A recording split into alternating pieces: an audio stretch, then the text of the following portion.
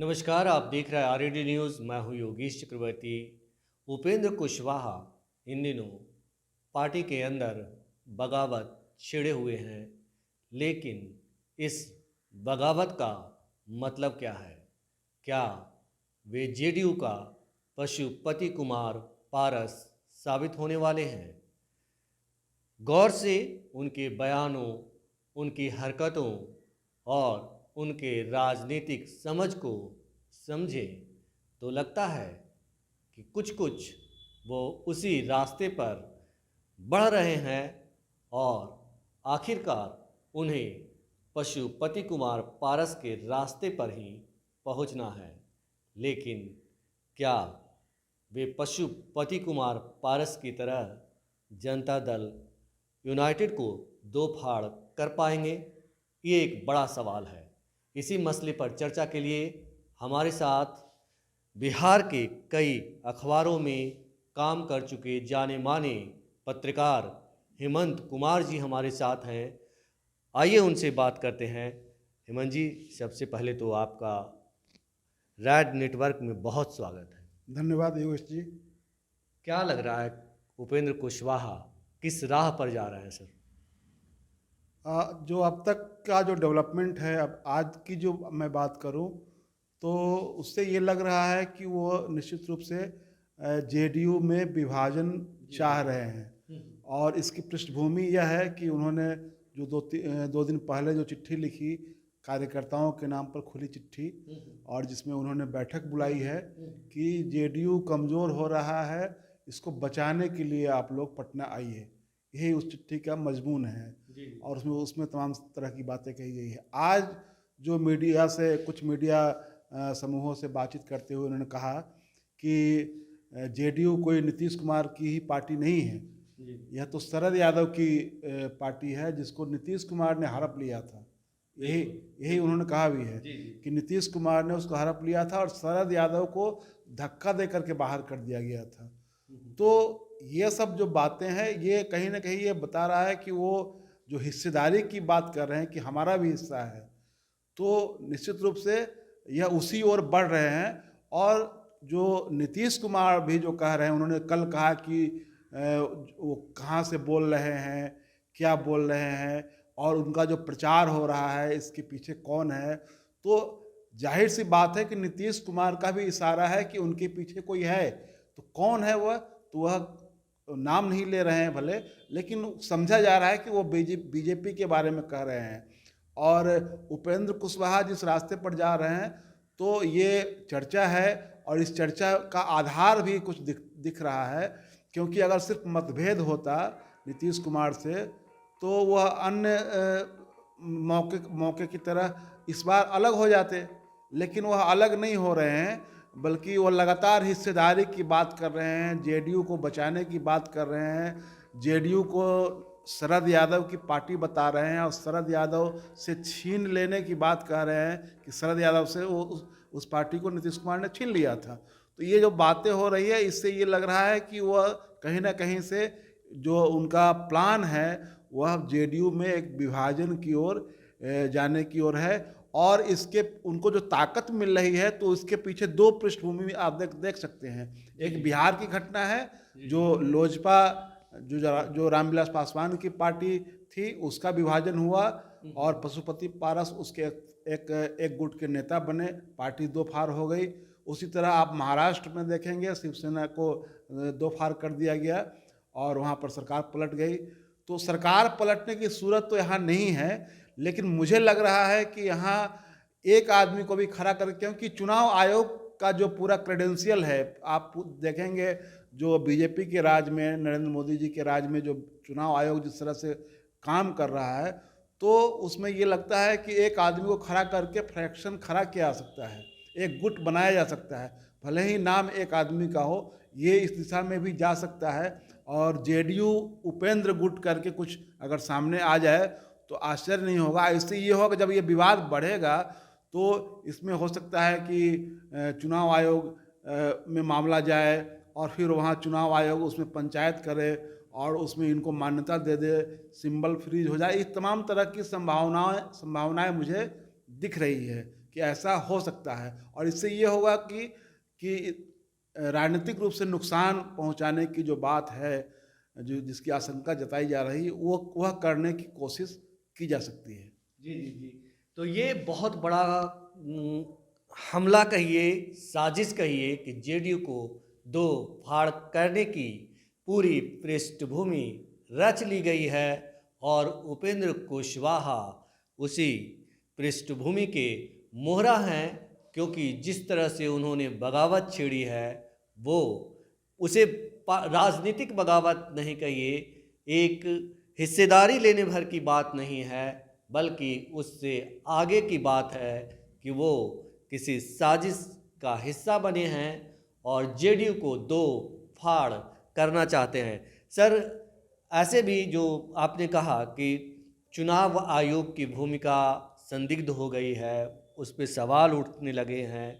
जिस तरह से रामविलास पासवान जी की पार्टी लोक जनशक्ति पार्टी के साथ हुआ, कहीं कहीं कुछ न कुछ बहुत सारा मतलब उसी तरह से, खास करके मतलब जिस तरह से चिराग पासवान जी कहते रहे कि हम तो हनुमान हैं मोदी जी के, बावजूद इसके उनके साथ बहुत ही किसी तरह की मतलब बहुत ही मतलब मेरा कहने का मतलब है किसी तरह की मर्सी नहीं दिखाई गई। हाँ, तो पिछले विधानसभा चुनाव में ये देखने को मिला कि चिराग पासवान का बेहतर इस्तेमाल किया बीजेपी ने, और उनके जरिए जेडीयू को कमज़ोर किया गया।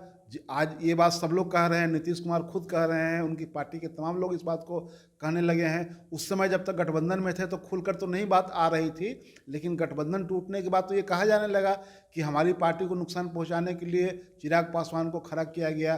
चिराग पासवान ने चुन चुन करके अपने उम्मीदवार उन इलाकों में दिए जहाँ की जेडीयू के उम्मीदवार थे, लड़ाई में थे, और बीजेपी के इलाकों में उन्होंने अपने उम्मीदवार नहीं दिए थे, और इसका नतीजा हुआ कि नीतीश जी की पार्टी 40 पर आ गई थी, सिमट करके 50 से नीचे चली गई थी।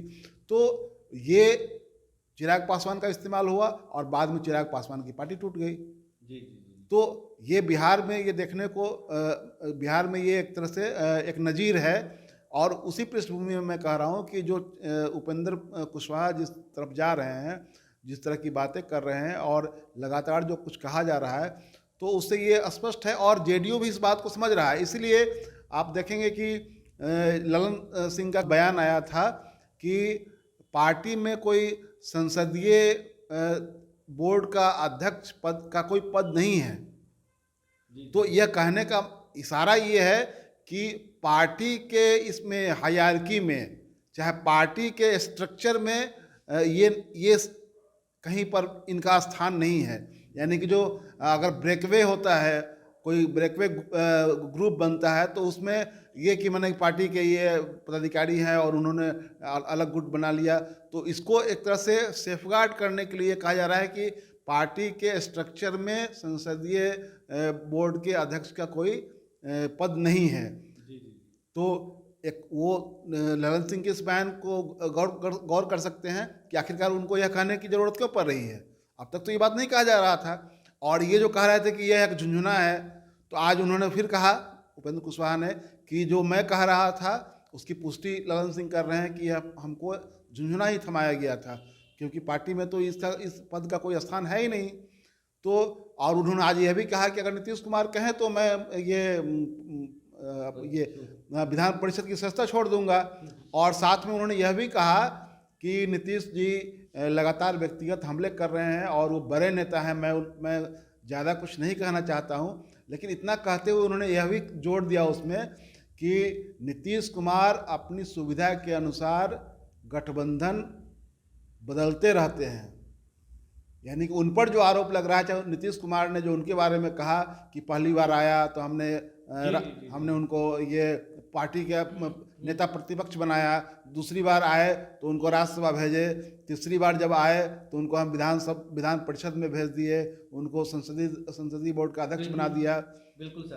तो ये तमाम जो कवायद सर, ये सब तो चल ही रहे हैं। ये जो कवायद हैं सिर्फ जेडीयू को एक तरह से कहें कि नुकसान पहुंचाकर 2024 के लिए कहते हैं कि जो शतरंज के मोहरे हैं वो बिछाए जा रहे हैं।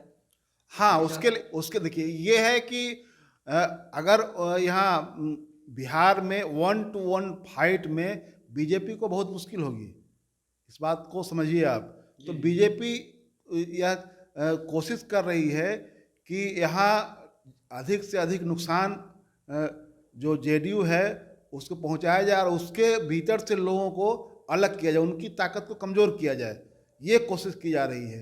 तो उसी कोशिश का ये मुझे लगता है कि यह हिस्सा है कि किसी तरह इसमें कहा है कि अगर जो कुशवाहा बिरादरी का जो ये है वोट आधार जो आप कह लीजिएगा, तो उसके एकमात्र हकदार तो उपेंद्र कुशवाहा नहीं है, लेकिन राजनीति में परसेप्शन एक बड़ी चीज़ होती है। एक परसेप्शन बनाना कि मान लीजिए कि इनको दिखाया जाए कि हाँ पार्टी अलग में एक गुट बन गया, उपेंद्र कुशवाहा अलग हो गए, तो इसको लेकर एक परसेप्शन तो बन ही सकता है। जी, परसेप्शन बन सकता है सर। और सबसे ज़्यादा नुकसान जेडीयू को तब उठाना पड़ेगा जब उसके पार्टी का सिंबल अगर फ्रीज हो जाता है, और ऐसी स्थिति में जो है पार्टी को मतलब भारी खामियाजा उसका चुकाना पड़ सकता है। हाँ, महाराष्ट्र इसका उदाहरण है। आप देखेंगे महाराष्ट्र जितनी ताकत की स्थिति में नहीं है नीतीश कुमार यहाँ। जी जी जी। पार्टी भले यहाँ नहीं टूटे, क्योंकि ये देखिए ये कहा जा रहा है, एक चर्चा ये भी है कि बीजेपी ने उन तमाम संभावनाओं पर विचार करने के चाहे आजमाने के बाद ये हो सकता है कि इन पर दांव लगाया हो, क्योंकि पार्टी कोई विधायक कोई एमपी तो उधर जा नहीं रहा है। एक उदाहरण आरसीपी भी है, आरसीपी के भी जाने के बाद पार्टी में कोई उस तरह का कुछ बड़ा ब्रेकअवे नहीं हुआ, कुछ बड़ा तोड़फोड़ नहीं हो सका। तो उनको भी ये तरह से ये आरसीपी को भी जो लगातार ये किया जा रहा है, जो प्रोजेक्शन मिल रहा है उनको एक मीडिया के एक हिस्से से, और वो लगातार सक्रिय हैं, तो उनको भी एक तरह से रोक करके रखा गया है कि समय आने पर वो भी हो सकता है कि जाएंगे बीजेपी में, या हो सकता है कि एक नया कुछ गुट बना करके रखा जाए, वो नफ़ा नुकसान देख करके किया जाएगा। लेकिन अगर ऐसा रहता, सिंपल बात रहती, तो आरसीपी बीजेपी में शामिल हो गए रहते। अब आरसीपी बीजेपी की राष्ट्रीय कार्य समिति की बैठक में हैदराबाद चले गए थे, वहाँ जा कर के वो गमछा और माला वाला पहन करके वहाँ से आए थे, उसकी तस्वीरें साझा की गई थी। तो आखिरकार ये सब क्या सिंबोलिज्म है? ये सिंबोलिज्म है कि उनके साथ हम हैं। जी जी जी। और उसके बाद वो अलग हुए इधर से, लेकिन अलग होने के बाद वो कहीं गए नहीं हैं, वो अपना एक इंडिपेंडेंट अभियान चला रहे हैं। उसी तरह उपेंद्र कुशवाहा भी तब अपने से जाने वाले नहीं हैं, इधर से निकाल दिया जाए, उसके बाद उनका अगला स्टेप क्या होगा वो देखने वाली बात होगी। लेकिन ये एक तरह से वेट एंड वॉच, दोनों तरफ से देखा जा रहा है कि कौन चाहे वो भाग जाए, ये इधर से वॉच किया जा रहा है कि वो भाग जाए, उधर से वॉच किया जा रहा है कि हमको निकाल दिया जाए। सर, अगर ऐसी स्थिति आती है कि उपेंद्र कुशवाहा चुनाव आयोग का दरवाज़ा खटखटाते हैं, तो क्या आपको लगता है कि उपेंद्र कुशवाहा के पास इतनी पार्टियों के सदस्यों की संख्या बल होगी कि जिसके आधार पे वो चुनाव आयोग में जाएं? उतनी ताकत नहीं दिख रही है, लेकिन तिक्रम जो है उसमें आप समझ सकते हैं कि बहुत सारा दाव पेच जो है, किसी एक आदमी को भी खड़ा करके, वो एमएलसी हैं वो, तो किसी एक आदमी को खड़ा करके भी कुछ, अब जैसे कि मैं कह रहा हूँ कि कुछ वेबसाइट पर एक मैंने देखा, एक अखबार में भी लिखा गया उपेंद्र गुट। जी जी। तो ये ऐसा कोई गुट तो है नहीं। बिल्कुल।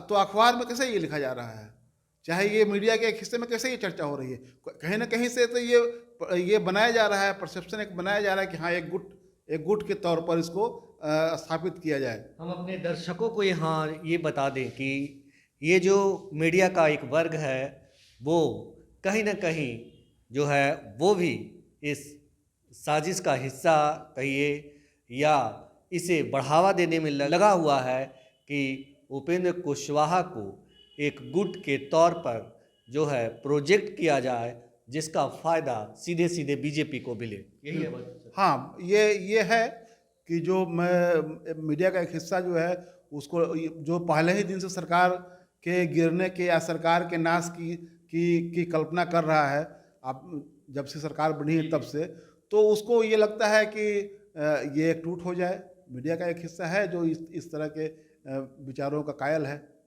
जी जी सर, एक चीज़ और बताइए कि जिस तरह से उपेंद्र कुशवाहा आज मतलब सीएम नीतीश को कह दिया कि शरद यादव के साथ धोखा किए, उनसे पार्टी हड़प लिया।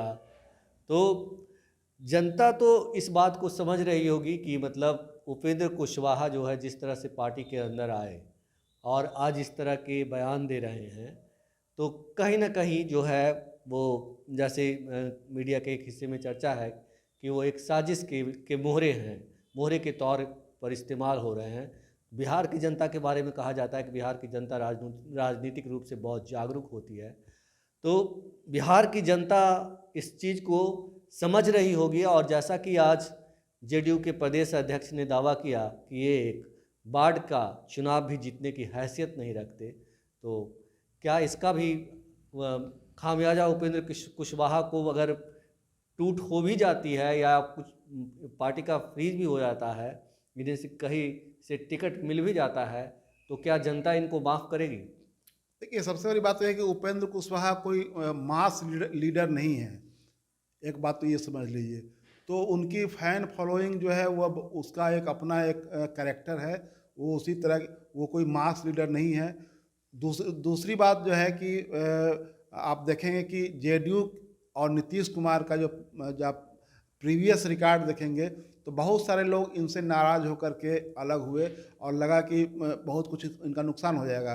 जैसे जॉर्ज साहब अलग हुए, शरद यादव अलग हुए, आरसीपी अलग हुए, इसके पहले ललन सिंह भी छोड़ कर गए थे, लेकिन पार्टी कभी टूटी नहीं। वशिष्ठ नारायण भी अलग हुए थे। हाँ, लेकिन पार्टी कभी नहीं टूटी। आप इस बात को गौर कीजिए, पार्टी में कभी कोई टूट फूट नहीं हुआ।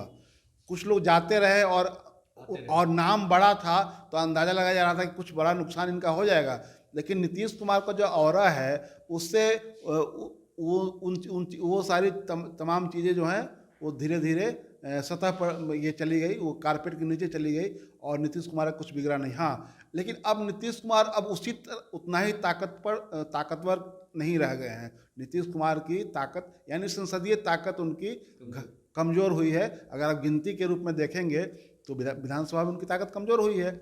लेकिन आज की तारीख में भी ये है कि नीतीश कुमार का अपना एक ब्रांड वैल्यू है, चाहे जैसा भी है उससे आप सहमत हो सकते हैं, असहमत हो सकते हैं, लेकिन उनका एक ब्रांड वैल्यू है और इस ब्रांड वैल्यू के पीछे आज की तारीख में आरजेडी भी है। तो आरजेडी का जो समर्थन है तो उससे आज की तारीख में कोई उनके पार्टी का कोई विधायक, कोई सांसद उनको छोड़ करके या पार्टी में तोड़फोड़ करने की स्थिति में नहीं है।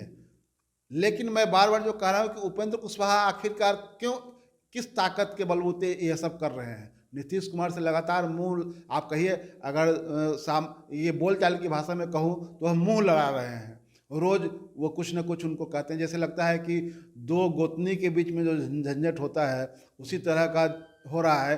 वो नीतीश जी कुछ बोलते हैं, फिर ये जवाब देते हैं, फिर उधर से जवाब आता है, फिर ललन सिंह बोलते हैं, उमेश कुशवाहा बोलते हैं। अभी तो यही लोग बोल रहे हैं, बाकी के दूसरे और कोई लोग नहीं बोल रहे हैं। बाकी लोगों को हमको लगता है कि मना कर दिया गया हुआ है, या बाकी लोग बीच बीच में छेपक के रूप में कभी कभी कुछ, चाहे अशोक चौधरी बोलें, चाहे नीरज कुमार बोलें, लेकिन मेन जो बोलने वाले लोग हैं यही तीन हैं, इधर से ललन सिंह, उमेश कुशवाहा और नीतीश कुमार, और इधर से उपेंद्र कुशवाहा अपना मोर्चा संभाले हुए हैं। तो कुल मिलाकर ये लग रहा है कि इस चीज़ को थोड़ा खींचा जा रहा है। कितना ये कहाँ तक खींचा जाएगा ये देखने वाली बात होगी, लेकिन ये है कि उपेंद्र कुशवाहा अपने से छोड़कर जाने वाले नहीं हैं, ये तो मैं पक्के तौर पर कह सकता हूँ। हाँ, उनको निकाल दिया जाए, लेकिन ये लोग भी निकालना नहीं चाहते हैं। कि मैंने पिछली बातचीत में भी आपसे कहा था कि इनको शहीद का दर्जा देना ये लोग नहीं चाहते हैं। तो क्या करना है कि इनको इतना डिफेम करो, इनके बारे में इतनी बात, जैसे नीतीश जी ने कहा, जैसे वो पहली बार आया था तो मैंने ये कर दिया, दूसरी बार मैंने आया था ये किया, तीसरी बार आया तो मैंने तो कहा कि अब हम कहीं नहीं जाएंगे, हम रहेंगे यहीं पर। तो उनका जो रिएक्शन था उसमें एरोगेंसी भी थी, और ये उपेंद्र कुशवाहा को ये बात चुभी भी। एक तरह से उन्होंने तू तराक करके बात कही। तो कुल मिलाकर ये लग रहा है कि ये ऐसे कहा जा रहा है, जैसे आज उमेश कुशवाहा ने भी कुछ इसी तरह कहा कि ये स्वार्थी हैं, मतलबी हैं, और भी बहुत कुछ कहा उन्होंने।